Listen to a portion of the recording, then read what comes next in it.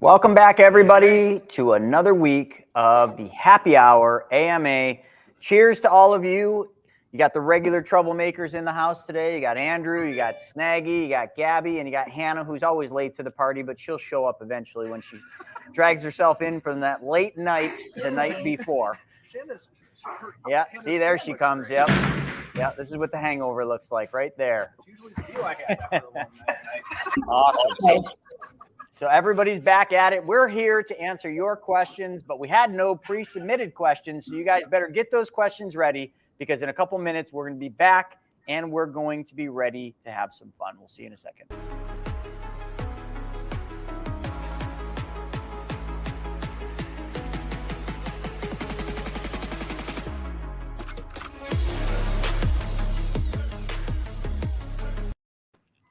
Back at it, as Drew would say, yo, yo, yo.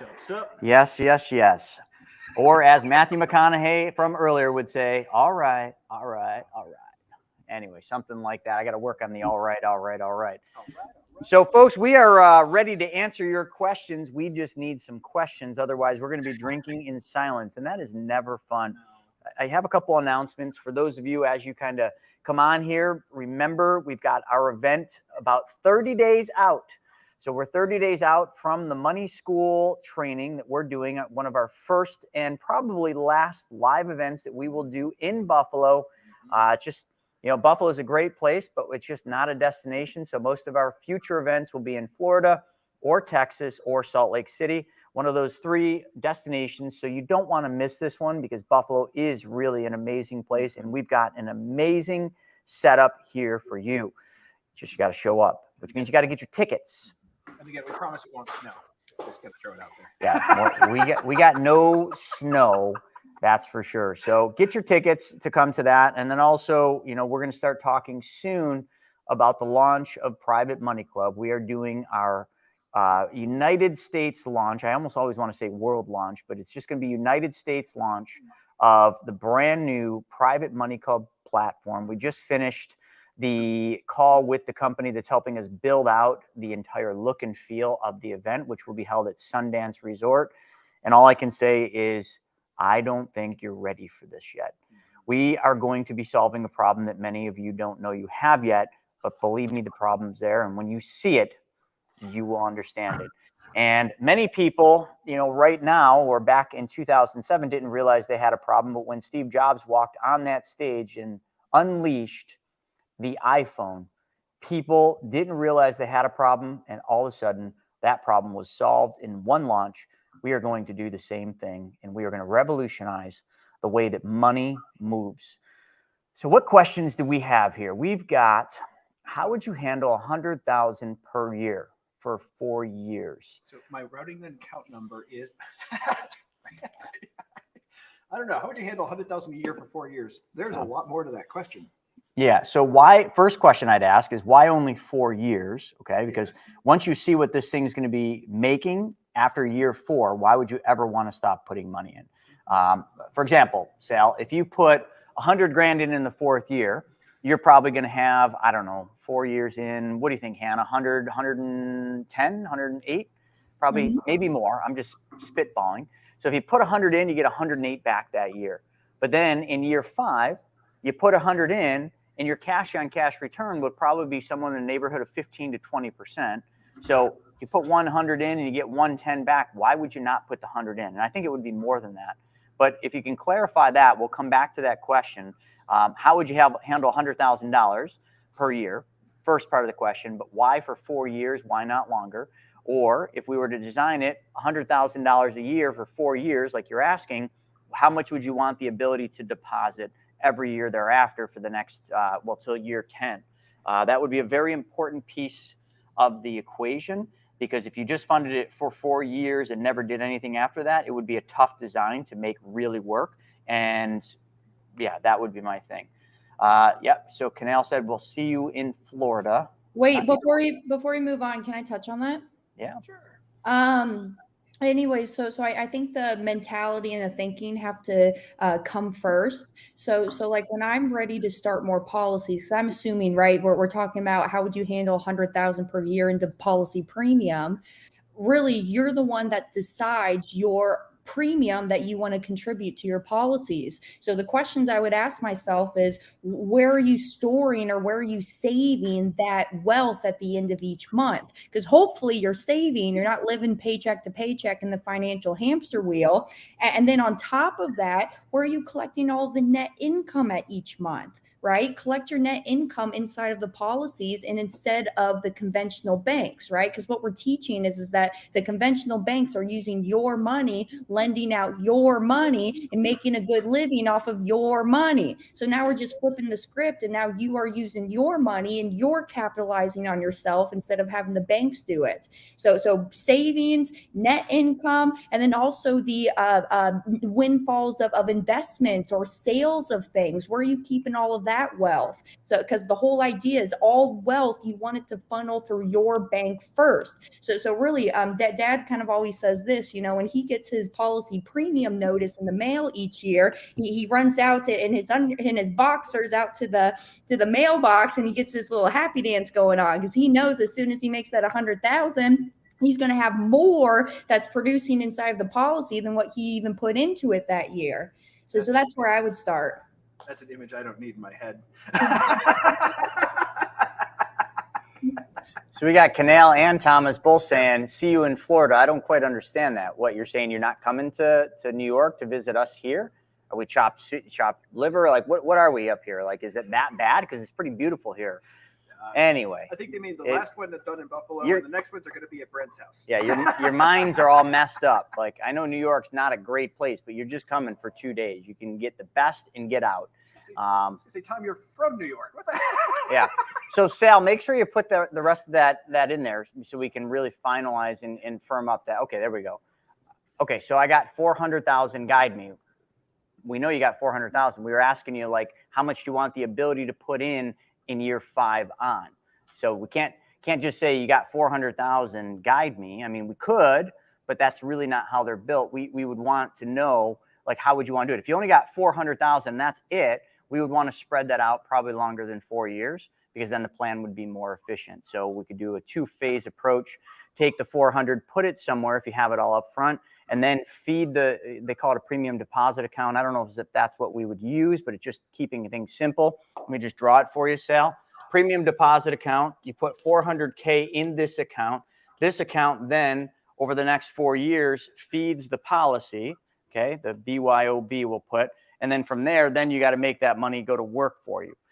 So this would spread this out, and let's just say we build it from years 1 to 10. The 400 funds it for that 1 to 10 years, and then in the 10th year, you stop funding it. So that would be called an RPU. I just would really have to have a discussion with you, because, like, you're missing some critical pieces if you ever wanted to stop putting premiums in, unless the only time I ever say there's an exclusion is if you're looking for a retirement plan where in the 10th year, that's your retirement, and you just want to sail off into the sunset. Then I guess I can see that. I guess the best piece of advice if just with nothing else, just saying, I got 400K, what the hell should I do with it, is just try to make it work for you as many possible ways as you can. With this, you're making it work at least twice. So you're earning something inside the policy, plus you're going out and earning interest on it, whether it's private lending or whatever it is. So that's your minimum. Just make money on money. Learn how to make money multiple ways with that. And that's what we're here for. And we're really only hearing 10% of the story. What are you going to use the money for? What are you doing right now? Do you have debts? Are you looking to invest?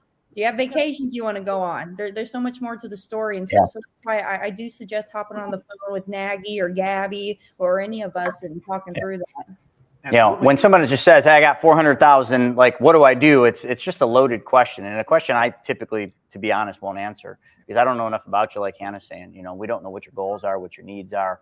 There's a lot more to it. You don't just take 400,000 and put it in. A lot of people would tell you to do that, but you're getting the truth from us, because we want to know a little bit more so we can give you the proper guidance for that. So take that for whatever it's worth. Let's see. Dave, Gab, you want to read Dave's there? Yeah. How can you utilize a line of credit for the policy? All right. So I'm just going to talk about how I do it, and you can do this a lot of different ways. Now, I want to be clear about the line of credit. The line of credit's only going to work if, and I know the minimum 65, but let's just say your break, you got to have 65,000 in cash value. Otherwise, none of the companies are going to want to help you with this. But let's just say you got policy number 1, number 2, number 3, and number 4. One confusing thing is once you start getting multiple policies going, when you need money, you might have to take a loan from this one, a loan from this one, a loan from this one, a loan from this one.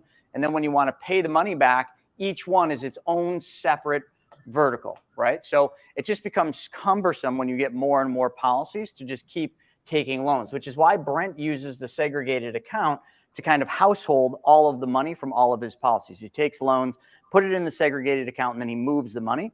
How I do it is a little different. I basically took all of my policies, I have 9 of them, and what I did is I linked them up with a cash value line of credit. It's just like a home equity line. If, this policy's got 50K, this one's got 100K, this one's got 20K, and this one might be new and only have 10. So I've got all this cash value.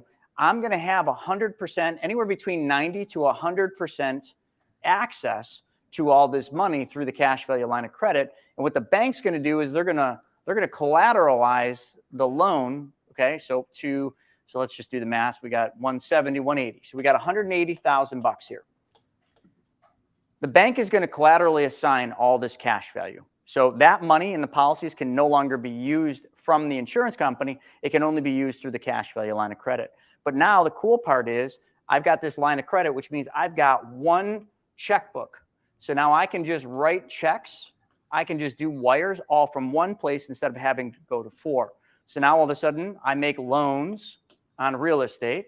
I take that 12% and I just circumvent that back to my line of credit, which is paying the line down as I'm building it. That's how I use it. And the reason I used it is my policies are all older, so they have a 5% interest rate. I started at 4, but now we're, I think, 4.25.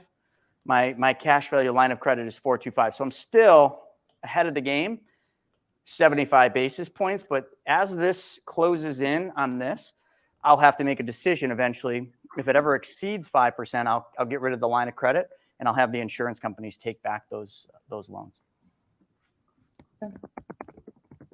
Cool. Okay, we'll move on to Susan. She says, what if you are 57 and your deceased husband's money is in Chase Bank? Okay. Put the little green men to work. Again, this is one of those questions. Well, no. So much. Yeah, there's a lot left out. But Susan, I'm assuming the money's maybe held up there because he passed away. I mean, usually with a bank or an insurance company, all you need is a death certificate. You go into the bank and you have all that transferred over into your name, because of the will or however the structure is. Could be a trust, could be a will. But you first do that. But then now let's assume the money is just sitting in Chase Bank. I mean, that's an easy one. We would find out what your needs and goals are and build a plan that is structured around what you want it to do. And with the bank account, when somebody passes away, it depends on what the bank account was like. If it's a joint account, you're fine. If you're a beneficiary, it bypasses a will. There's a lot of different stuff in there. So if you can kind of clarify, there's a lot to unpack. So if you can just clarify a little bit more about what you're doing, we can kind of get you going in the right direction. But yeah, a lot of folks don't know that if you're a beneficiary in a bank account, it bypasses a will. Mm-hmm. It's great. Makes it the easiest possible way to get into a bank account. Yeah, it bypasses probate. Yep. In most cases, not all. Yep. I like Tommy's comment about IBC funding his trips to Sundance, San Diego, Daytona Beach, Honolulu, Buffalo, and more. Right. Nice. Oh, wait. So Gabby, Susan just commented back in before we get to the doctor's question. Let's firm up hers. She said, yes, can't withdraw without penalties. Now that's something, because why would there be penalties if the money is just sitting in Chase Bank? Is it in an annuity? And if it is, how did it get there? Because if he passed, if whatever vehicle it was in, all surrenders or all penalties would have went away upon his passing, and then you should have had the ability to move that anywhere you want. So if you moved it into a regular bank account, there should be no penalties. The only thing I can think of that would have penalties is if you put it into like an annuity and you're dealing with a surrender charge. And if that's the case, I mean, you would have had to have signed to move it into that annuity. If you haven't done anything and it's still in his name, you just kind of left it there, go in there with a death certificate, tell them, you want to move it into a bank account and then proceed elsewhere, get it out of the bank's control. Banks love to lock up money, and you're seeing that right now. When I was an advisor, we sold lots of annuities, and we sold a lot of annuities because they paid high commissions, and it also, the insurance companies loved it because it locked that money up for anywhere between 5 and 7 years. Yeah, when my dad passed away, he had an annuity, and it was a bear to the bank accounts were easy because everything else I was a beneficiary on, so it was super easy to bypass. There's everything done. There was a will involved, but it took me 2 days and everything was handled. The annuity was a raging gas. Okay. Yeah. You want to move on to the doctor's question? Yeah, and I was looking, Facebook user must be Larry, because he said she can reach out to him if she wants at contactlarry.com. He'll review it for free. Whatever that means. So, okay. So do you have just something? one more thing to Susan. It's something I learned. I was the executive of my dad's estate, and one thing I learned really fast. Sometimes it's good to just sit down with an attorney, spend the money on it 1 hour, and hash out some of this stuff. They can kind of help guide you in the right direction too. Especially if the person recently passed away. Sometimes it's a good idea just to do that. It's a good investment. Okay. Dr. Conrad Bingham, he says, I've asked this before. I want to open a policy on one kid, but I have two. One is 18, the other is 13, but I can only claim one child on taxes. Do I still have to open one on both? No. The answer is still the same. If the child has a sibling, all siblings under the age of 18, and if they're dependents on you, because I remember this, right? We spoke about this. If your child is 18, I know they're still dependent on you because they're not out on their own yet. Answer is still the same, but both be considered. Yeah, but they're not dependent anymore if he's not claiming them. So how are they dependent on them? So they're not. So you can just do the 13-year-old now. He says it right there. They got siblings. Yeah, but however, one's not dependent. But this is your child, though. This is your child, right? They're 18. They're an adult. Well, do you mean he's living in the house? Like he's 18, living in the house, like dependent on the father? Maybe not claimed as a dependent, but dependent on the father for a living space, food, things like that? Yeah. I don't think it has, Doctor, I don't think it has anything to do with claiming them on your taxes. Yeah. I don't think it has to do with that. It just has to do, well, Hannah, like, do you know the specifics, the rules on that? Like, his is a unique situation because one's being claimed, so technically one's not dependent on him. So yes. So that's why one doesn't. She understands.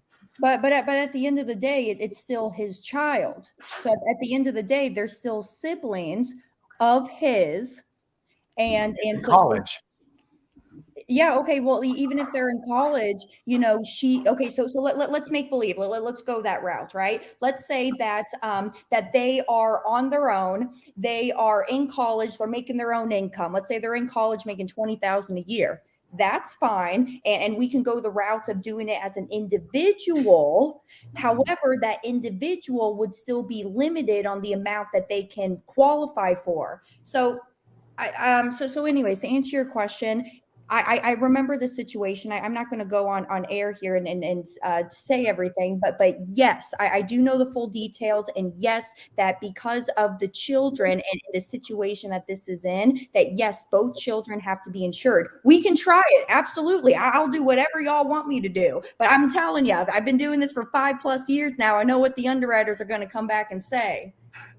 If we were going to try, because, hey, so you're saying there's a chance, you know what movie that's from? Like, which insurance company should we try?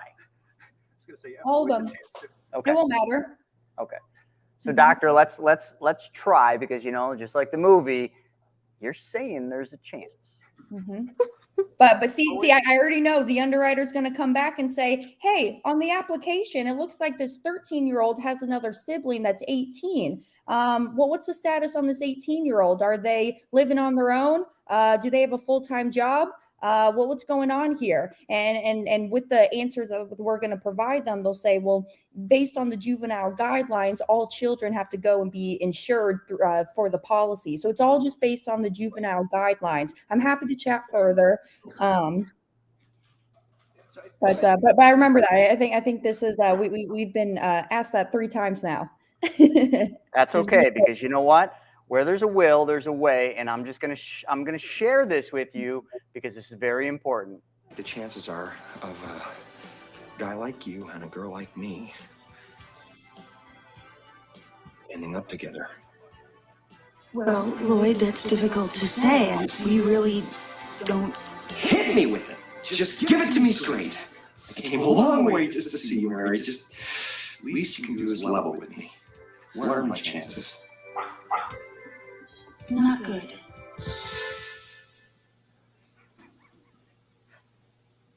You mean not good like 1 out of 100? I'd say more like 1 out of a million. Is that what you're saying, Hannah? Actually, I just maybe. So you're telling me there's a chance? All right. Sorry. Had to do it, folks. Had to do it. But absolutely. So let me just say the last closing comment on that. Absolutely. We'll try it. If you just want to do one child right now, we can definitely try it. I just don't want to see you go through the motions of doing one child and then we come back and say, all right, now we got to send in the 18-year-old, Question though, because especially in a situation where there's a divorce and one parent has custody on one parent has custody on another, it's a good, it's a really good question. All right. I got to call the elephant out in the room. Who the hell is Facebook user? Seems to know a lot about everybody that's asking questions. I think it's a bit weird. It's Larry. Also, Larry. Andrew's mic went out. Andrew's mic went out. Uh-huh. All right. Okay, let me find this last question. Where to go? Okay, Michael, he says, can the infinite banking model that you use be used with an investment LLC, like for day trading? Yeah. So I actually did a whole video on this. If you go to my YouTube channel at the Chris Noggle and go to the case studies, it's called or just punch in the Chris Noggle Tale of Two Traders. It shows exactly how we did that during the pandemic. We actually took loans from our policies and then we bought stocks when the market went down. I bought Tesla, Southwest Airlines. I bought all sorts of stocks. And then I sold them and I then just put the money back in the policy. So the only thing that makes that a little bit different than what you're asking there with the question is, I think this is the question here, is you're asking investment LLC. With an investment LLC, I guess I'm not clear on what you mean by that, but you certainly can. It really wouldn't change a whole lot. The policy can be owned by your entity. It can be owned by your trust. It can be owned by you personally, and you can invest it in anything. That's why they call it the infinite banking concept. There is really there's no rules. Unlike self-directed IRAs where there's rules, self-dealing rules, this is like the wild, wild west. Whatever you want to invest in with your policy, you can, but just invest in things that you know, like, and understand so that you protect your wealth. Facebook user, contactlarry.com. Oh, I didn't see that. Well, it might not be Larry Steinhaus. There's lots of Larrys. It is. I searched contactlarry.com and it's Larry Steinhaus. Uh-huh. So let me put it this way. Contactlarry.com is a URL that Larry Steinhaus would have. So that is a very, very valid point there. All right, Gabby, what do we got now? Now the questions are starting to roll in. Yeah. Okay. Susan, back to her thing. She said it was her sister and there was no will. Yeah, but what would the penalty be for? Yeah, that's what I don't see anything else. So as soon as you say no will, that's attorney territory, just because it's state by state. Everything can vary. There's a lot of variables involved. Just spend a few $100, sit down with a lawyer and have them sort through it for you. It will save you a lot of issues in the future. Yeah. Okay, I'll go to Eve. She says, I have several folks I'm trying to get into IBC. How do I participate in the affiliate program once they come around and want to sign up? Anyone want to take that one? I can if y'all want me to. Yeah, I mean, it's simple. We have two different ways to do it. And we know Eve. Yeah, I guess well, I don't know, maybe you want to take this one, but this is how I answer the question, right? So what you got to do is, right, yeah, at the end of the day, you got to have your life insurance license, right? So in order to be written on directly with the insurance company, you got to have that license, life license. However, there's some folks that don't have it, right? And so what they'll do is people will, and this is what Dad and I do. So I'll just talk from our standpoint over here. But what folks will do is they'll set up a webinar, or they will put butts in the chairs and we'll fly out and go see them. And if they did the marketing, put the butts in the chairs and did all that, well, we'll sponsor the event. We'll pay for that marketing fee of whatever that is, and we'll sponsor the event for you.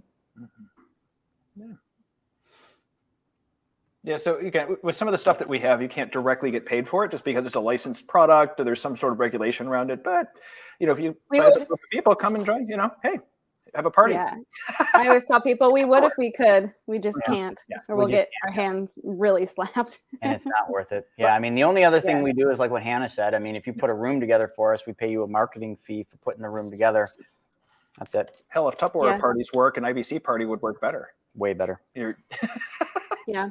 If you're interested, I do have like a 1-pager information on it. You can email me, Gabby@chrisnoggle.com, and I'll send you the flyer.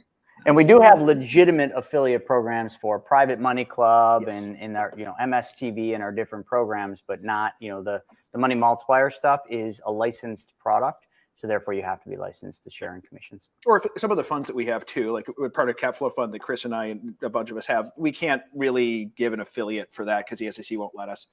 So there's a bunch of things. Okay. What else we got? Brian says, remind me, what cash value do they usually require for you to have a cash value line of credit? 65,000 is the minimum, and I believe that's M&M Bank. I know Coastal States Bank is usually 100, and then Bank Corp is either 80 or 100. I can't remember. They're looking for a little bit higher cash value before going through the time to set those up. Yeah. Anything else? Kevin, I'm assuming you can only have on one self-directed IRA. Yeah, Stephen, you can have more than one self-directed IRA. I don't know why you would. I mean, unless it was like one Roth, one solo, one traditional. Do you want to hit on it, Stephen? Yeah, I mean, you can have more than one. The overall limits are the same though. So if it's, let's say 6,500 a year in an IRA, so you can't have like 3 and put 20 grand in. It's a total of 6,500. So the only time I've seen where somebody's done that specifically for a strategy is they were buying real estate and doing real estate deals in a self-directed IRA, and they didn't want to make a mistake, because if you make a mistake, the IRS can disqualify the entire IRA. So if you have $1 million in there, all of a sudden now you owe $1 million, taxes on $1 million if they were to disqualify that whole thing. So what they did is they had a separate IRA they used specifically for real estate. So just in case they did something wrong and the IRS, hit them with that, the rest of their money was still protected in the other IRAs. So that's the only time I've ever seen that really as a reason to do that, other than what you're saying, having like a Roth and a traditional, or maybe an IRA and then a solo K, or maybe you have like a simple or set up for like a company or that. Yeah, I mean, that'd be the only time you'd ever need to do that. Yeah. And Andy Dorfman corrected me a second time today with the dollar amounts. He's got it dialed. 65,000 was for Bank Corp. Coastal States Bank, where my line of credit is 100. Thanks, Andy. Haven't really been paying too much attention to the mins and the maxes, so it's always good to have somebody that knows those amounts. How many of you were on the Wealth webinar today? Oh, you were? Nice. Hannah was on. Did you like it? I liked it. I was present for about 30 minutes. I had to hop off. She must have been sneaking with a fake name because I didn't see it. Seriously. It's her code name, Anastasia Beaverhausen. Hannah was also out in Colorado and Houston with us when we did the And Asset Mastermind. And we also did the Houston event. Yeah, the And Asset event was really good. The Houston event, it was okay. Did you take your van out? No, we flew. Oh, how was the new plane? It's good. It's comfortable. Yeah, Chris would know. Oh, it was good. I was going to say it's good. I don't know, man. I don't know if I want to go through an airport again. Bad. I can bring my pocket knife with me now. Heck yeah, man. Right? I'm going to pocket knife, and I'm going to bring my Rambo knife next time. Take my samurai sword. It's like, I can just hear it now. Hannah's like, I got to go to the store. Dad, can I take the plane? No. You're confusing me with my sibling. Yes. Yeah, no, I definitely can see Zach doing that. Yeah, Janet sent me a text, made me feel really good. I was kind of beating myself up this entire week, like the Houston event, just didn't go as planned. You know, I thought I did a good job on stage. Either I didn't, or it's just the wrong audience. And I was really tearing myself apart, and like redeemed myself today. And Janet, you know, kind of made me feel really good. So I appreciate that. Sometimes you just need that little lift up. That's all. Yeah. That was a nice text too. I said, yeah, it was. Yeah. Drew, your boy Drew, or Garrett was there. Unfortunately, we flew out because we had to get to Houston. So we didn't see him talk. And I haven't spoken to Devin yet to find out how it was, but I'm sure it was good. I mean, Garrett's always good. He did a great webinar on Wednesday. I got about half of it, but did a good webinar. It was good. Yeah, Michael, I'll put it in here. Matter of fact, Michael, what I'll do for you with the Tale of Two Traders is I'll just find it and I'll just give you the link, and that'll kind of show you all about the investment stuff. Do we have any other questions, Gabby? Yeah, we got one from Michael when you're ready. You can do it whenever. I'm just going to send this link. That's more about, okay, he's asking for the name of the trading video. That's what we're looking up right now.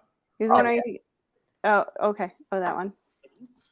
All right. So, Michael, I want to put that trading video in the chat right now. So if any of you want to grab it, only thing I ask is if you do watch the video, please subscribe and click the alerts button on the YouTube channel.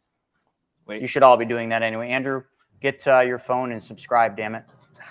Subscribe to everything on 3 accounts. Oh, yeah. Wait, what are we going to do to the like button? Careful, I'm going to punch in. Yeah, smash that alerts button so that you're notified every single time we go live. Is there? Okay, Andy's got a couple questions. Cool. Let's do it. It says, does it make sense to have a large initial dump in, but then supersize the annual premiums, partially harvesting existing cash value funds for premiums if there is a lot of available cash value left for investing? I mean, I'll take that. We do a ton of this stuff with the dump-ins. So, if you've got a dump-in into the policy, let's just say it's 100,000, and then we build the policy with, let's just say 1,000 a month or 12,000 a year. What you've done is you've just built a really efficient model, because what you've got is a high amount of money being dumped in, earning, whatever the interest rate is. We'll just do 5.2 to 6% with dividends. So that 100 grand's earning that interest, providing a perpetual tailwind of compound interest right out of the hole. And then the 12,000 premium that you put in doesn't require a huge death benefit. So it keeps the cost of insurance down. So that, I mean, and Hannah, you do a lot of this too, but from what I've seen, when we have the bigger dump-ins with, the big spread between the premium deposit and the dump-in, the plan is very efficient short-term. Now, I'll tell you where this actually hurts you is long-term, because long-term, you're putting in a lower premium. You might want to put more in later. So then you're going to start a second or third policy. But this, if you're looking for high early cash value, Andy, this is going to be the model that's going to work incredibly well. And, when we design it, depending on how we do it, whether it's a 60-40 or 65-35 or one that we've been pioneering right now, Hannah really worked heavily with One America on a 25-75. All these different models, depending on the structure, will benefit greatly from that. I think that answers Andy's question. Hannah, do you want to chime in on that?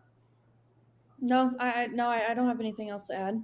Yeah, the only thing, Andy, that sometimes happens is because of the dump-in, you're gonna be required to put a term rider on, and the term rider obviously is going to have a cost for 7 years. So you're going to have a term rider on the policy to support the MEC rules if you do this.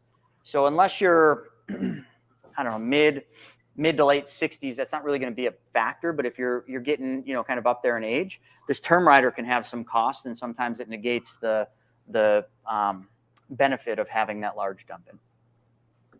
But this is, I'll say one thing is that don't discredit. I'll say this all day long. Don't discredit the ongoing premiums, and especially don't discredit the base premiums of the policy, right? Because once your booster rockets fall off, those paid up additions, what's going to keep sustaining the policy and what I call the foundation of the policy is that base premium. Because I personally in my life, I'm designing my policies with more base than PUA right now.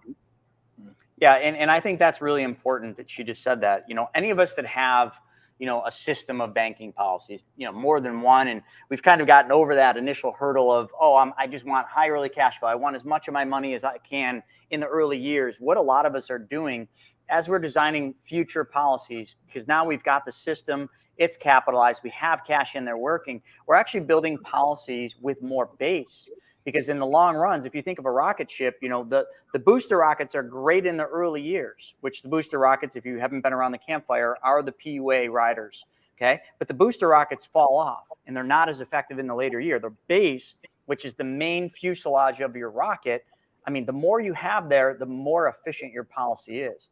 So like Hannah was saying, she's probably designing her plans 60% base, 40% PUA. My daughter's policy is 60% base, 40% PUA. If you talk to some of the other new schoolers out there who are all pitching 90-10s, which very difficult to make a 90-10 work on every design. If you do a dump in, you're not getting a 90-10. Just being clear. That company that I'm referring to isn't doing 90-10s with dump ins because it don't work. But we're doing more base because it just makes the plan more efficient in the later years. I don't want to build a straw house. You guys have all heard the 3 little pigs. You're building a straw house when you're putting very little base on, and it's gonna come back and jeopardize the plan later. Watch. We'll tell this story in a decade from now, and you'll see what happens. Yeah, I saw a policy for what was supposed to be a 90% paid up, 10 base, and it was a $30,000 a year policy. They tried to put an extra $500 dump in, and it mech'd it. So yeah, we really can't do any dump in. Not even yeah. Do we want to hit Andy's second part of his question? Yeah. He says, is there a magic formula for deciding whether to start new policies with a segregated account overages or paying off policy loans in the existing policy loan? I like this. And that's a great question. A lot of people ask us that, and I often struggle with that. And Hannah, I definitely want your take on this. And Stephen, you're at the point where you could probably, really discuss this too. What Andy's asking is the simplest way is, when we do this, if we think of the circle, and I'll just draw this in the middle, over here you've got your policy, over here you've got your opportunities, your investments. When you move the money through the segregated account, so this is your policy and this is your segregated account, eventually what'll happen, because over here your investments will return more than you can put back in there, and this starts building up. You just start filling up this segregated account, which is just a bank account. And eventually you might have 20, 50 grand sitting here in this segregated account. So while doing that, if you're doing this properly, you might have loans over here of $50,000. And then you got 50, we'll just do 50 grand here. You got 50 grand in the segregated account. It comes to a question of saying, okay, I could take this 50 grand and pay off the loan, which I've done many times. And in doing that, if you got a new policy, you're going to basically be picking up 4% there by doing that, because you're going to not owe the insurance company 4%. But now you got 50 grand just sitting in the policy again. The second thing is do I take the 50 grand, move it out, and create branch office number 2? And I guess the question really comes down to how I would answer that, Andy, is I would always do branch office number 2 if I wanted more capacity to put more money through my banking system. Because if you've accumulated extra money in the segregated account, you're doing something right, and it's not going to stop.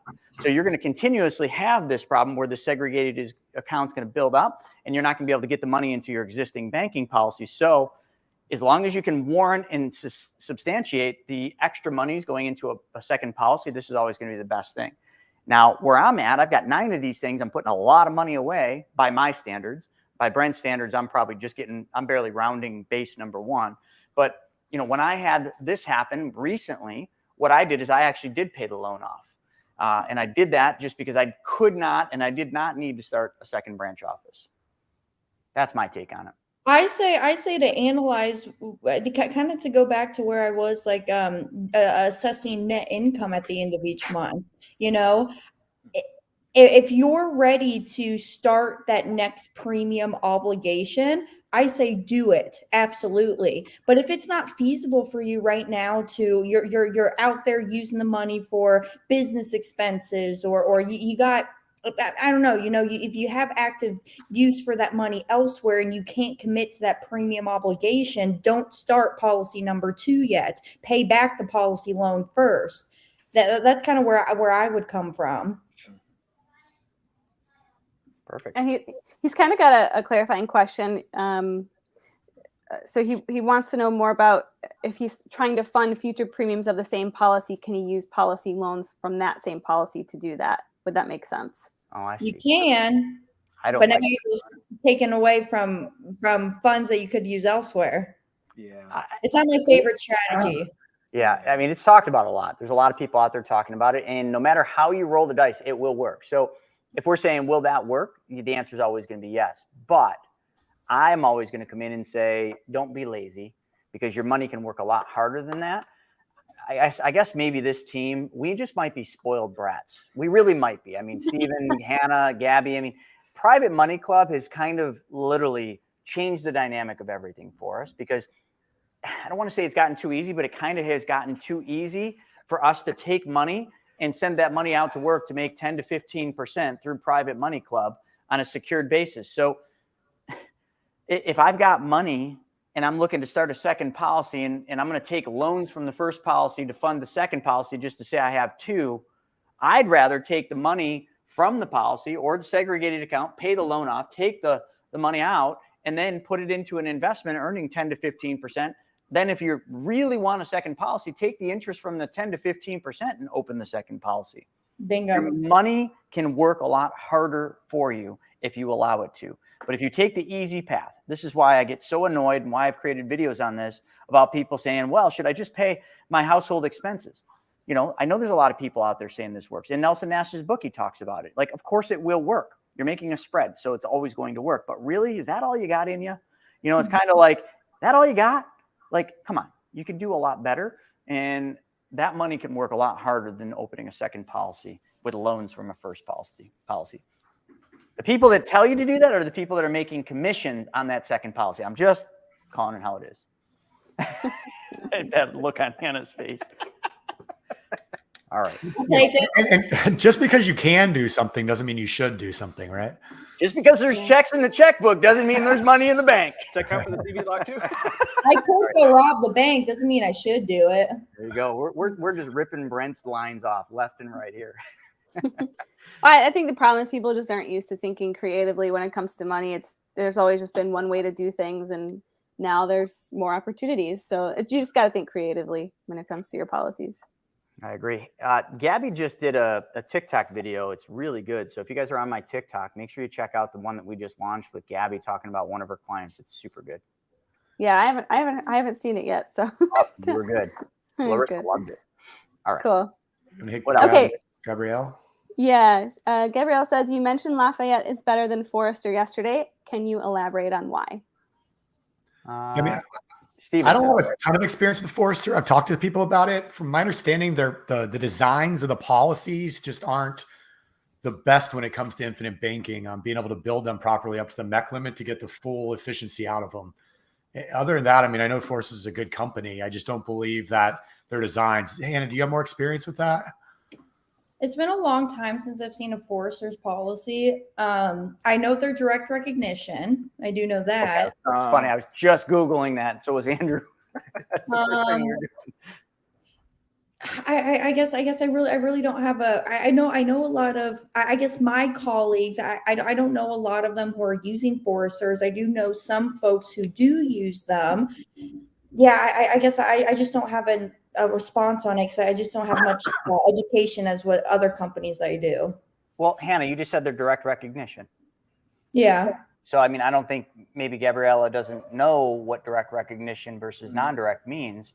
That's a huge differentiator, depending on how you're using the policy. I mean, some people would say, oh, it doesn't matter, but it really does if you're using it for the infinite banking concept, because a direct recognition company, Penn Mutual, Guardian, I think, is direct recognition, Foresters, and there's a couple others, but we'll just rest on those. What that means is when you take a loan from the policy, the insurance company directly recognizes the loan. So if you start with a $10,000 policy and you take a loan for $5,000, they're going to recognize the loan. So they're only going to pay you dividends and interest on $5,000 because they recognize the loan. A non-direct recognition company such as Mass Mutual, Lafayette Life, One America, they're non-direct recognition. What that means is they don't recognize the loan. If you got $10,000 in the policy, you take $5,000, they're still paying you dividend and interest on $10,000. Now that's a big differentiator if you're using the money and the money's constantly in motion and you have loans out all the time, like all of us on here are teaching you to do. Money in motion is that is single-handedly the one thing that's going to beat inflation. It's going to beat the recession. If your money's in constant motion, investing in things that you know, like, and understand, you can't be beat. But if you got a direct recognition company, well, you're just chipping away at that little foundation that you built, and now you're not making as much. It's like if I have $500 and I'm say, here, Chris, borrow these two. I only make money on 3 with non-direct recognition. I make money on all 5. So I don't know. Good visual. That sounded better in my head. No, it was good. It was a good visual. So hopefully that helps. It's magic money. But again, if you have interest in using the cash value line of credit, it's not going to be a concern with that. Pick me. There I got you go. Yes. Here's my PSA. Stop chasing companies and stop chasing the dividends, y'all. It's all about the process. It's not about the product.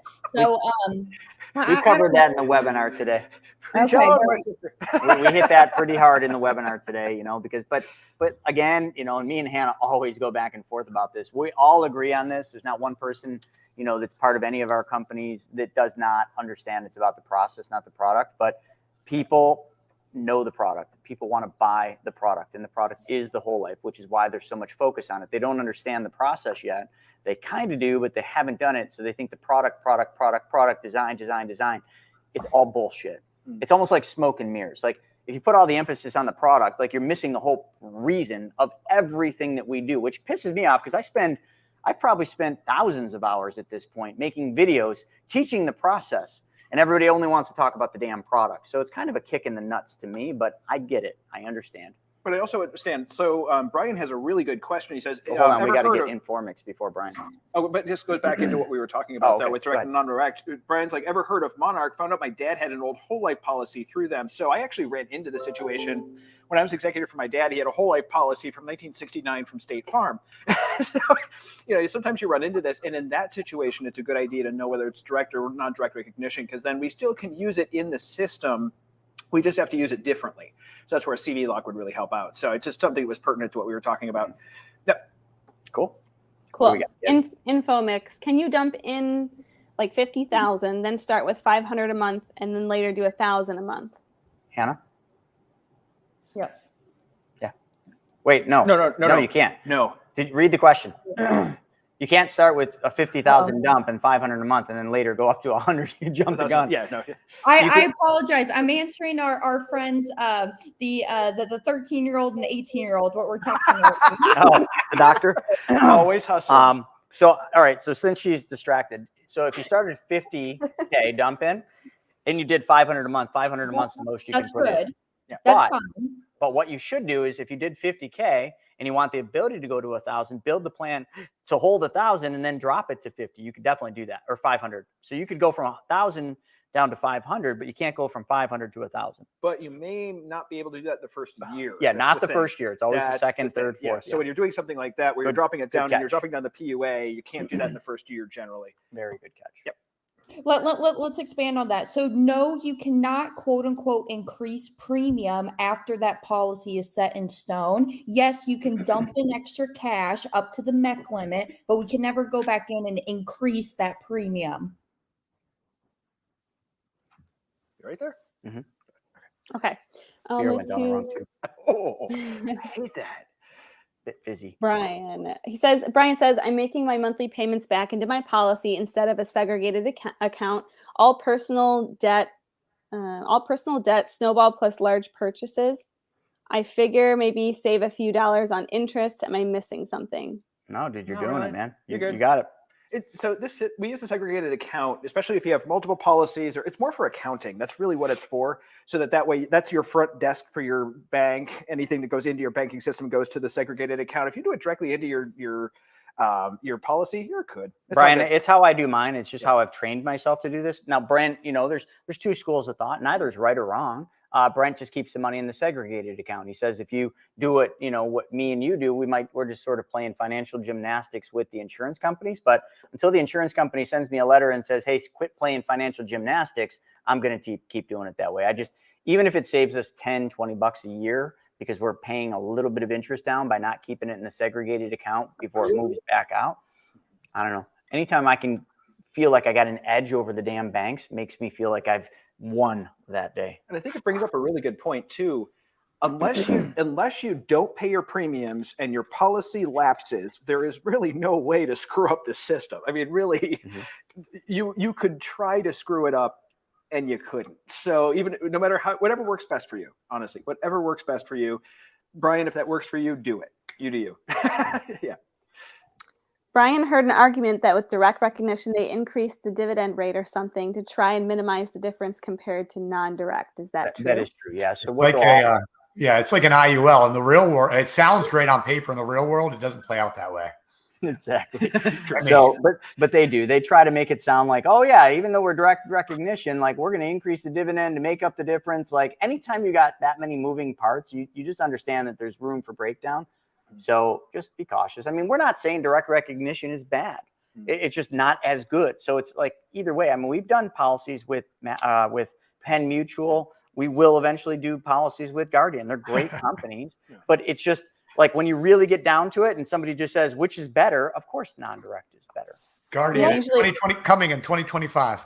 Yeah. Guardian coming in 2022. A shout out Revision, to Guardian coming in 2023.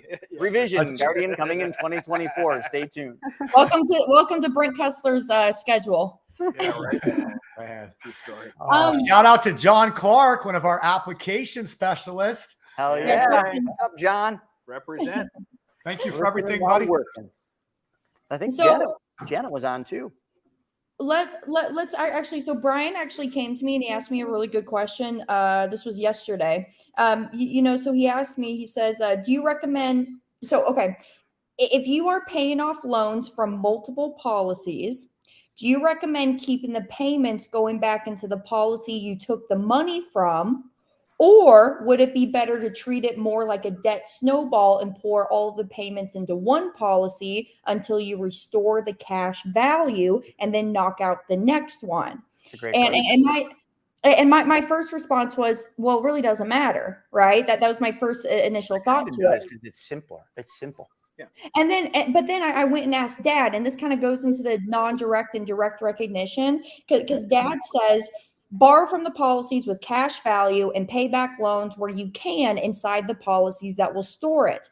However, if you have multiple policies with multiple companies, if he's got a policy with a 4% interest rate versus a 5% interest rate, he's going to pay back the policy with the 5% interest rate before the 4% interest rate. Same thing as if he has multiple policies with direct recognition versus non-direct. If he's got loans outstanding on the direct recognition companies, he's going to pay those loans back first before the non-direct recognition ones. Mm-hmm. Great observation. Absolutely. Yeah. So, I think that's just well said. And I think the only other thing you could add to that is, if you're taking loans from multiple policies and trying to keep track of paying multiple policies back, it just becomes a bit of a nuisance to track. So, number one, direct versus non-direct is awesome. But number two, it's just simpler. Like I don't spend any time thinking.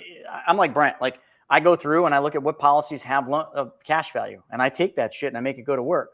And when I get the money back, if I want to pay loans back, I don't really pay attention. Oh, that came from Security Mutual, so I'm going to pay them that. I just, wherever it goes, it goes. Mm-hmm. That's a really good question. Very good question. I haven't heard that one before. Me neither. I love it. Leave it to Brian. I know, right? Yeah. Leave it to Beaver. He's the question guy. We're going to put Brian on some sort of merch. I mean, I love it, man. You're always on these things. I absolutely love the questions you have.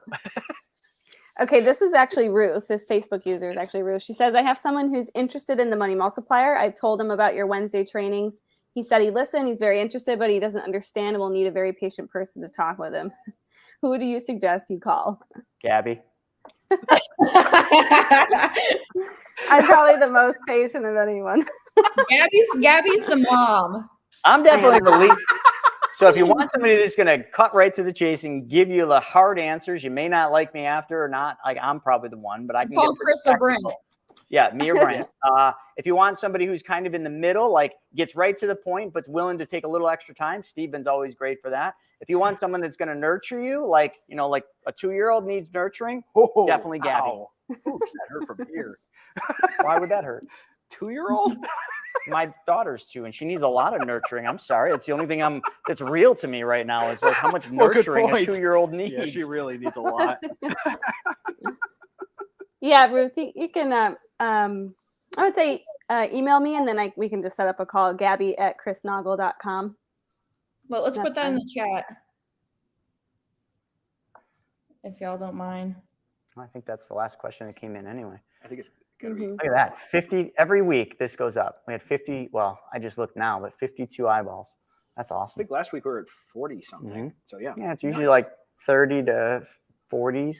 And we got 50. We had a lot of people on the Wealth webinar today too. That was, you know, for summertime when lots of people, you know, are out doing things. That was pretty impressive, and it made me feel really good to have. I don't know how many we have, Stephen. Like 130, 140 people. Yeah, it was a lot. Yeah. Wait, before I got to go because I got a call, but let's put up that last comment. That's my favorite comment of this whole day. Oh, not I laughing. see why you like it. Oh, yeah, good old Andy. Yep, brown nosing. Yeah, used to do that in high school. Something right there, Andy. Never Something smart right enough there. to pass, so I always had to brown nose the teachers. Andy, don't let them hurt your feelings. You can come over here. All right. So in closing, folks, make sure if you are really, really getting around the campfire, you join us each week. If you haven't already subscribed to the YouTube channel, it's at The Chris Noggle. Unbelievable videos going up every single week, multiple times a week. And, you know, we've got right now 7 shows. So there's never an excuse that somebody wants to see the video and where should they go? They can just watch Stephen on Tuesdays. Devin's doing one. We got Wealth Webinars, which is usually kind of a different mix each week. And then we're speaking on stages all over. And if any of you want to put together a group of 25 or more people, we will fly to you, present this concept to your audience. And, you know, that is always an option. So please put some butts in seats for us. We'll come out and do a live presentation, which is always pretty awesome, especially now. World's opening. People want to get out and about. So we'll get some cocktails, some coffee, or whatever the mix is, and we'll come out and we'll do a live presentation. And the very last thing I would say is stay tuned. You know, we're going to have a very, very limited number of tickets for the experience where we launch Private Money Club in one of the most crazy product launches, I would say. I mean, since Steve Jobs launched, you know, the iPhone, or Elon Musk did his launch, this is going to be right up there to that caliber. We're sparing no expense. It's going to be wild, and you want to be there. Yeah. We will only have 60 seats. Actually, maybe not even. I mean, there's not going to be 60 seats. There might be 5 or 6 that are going to be available to the public. So stay tuned. We're going to be announcing that soon, and they're going to go quick, but we're going to kind of do a ramp up showing you what this is going to be, but it is going to be a massive launch. And any of you that are already part of Private Money Club, it's going to be a really exciting time for you. But with that being said, folks, thank you all for joining us for another week of the Happy Hour Ask Me Anything. And thanks for our awesome panel of experts here, killing it as usual. You guys go out there and have a good day. We'll see you next time.